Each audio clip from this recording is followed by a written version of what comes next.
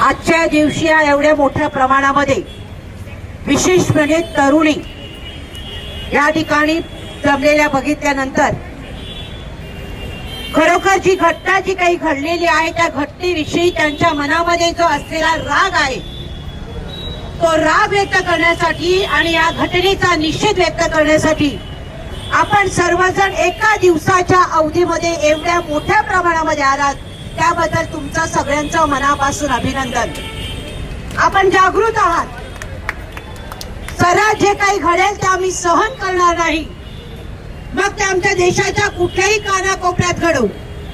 पण आम्ही जागृत आहोत आणि आम्ही त्याचा निषेध करत आहोत। हे आपल्या भावना व्यक्त करण्यासाठी आज आपण सर्वजण इथे जमलेलो आहोत। आपलं काम आहे, आपलं जे दुसरं काही सगळ्या ज्या गोष्टी आहेत त्या बाजूला सारून आपण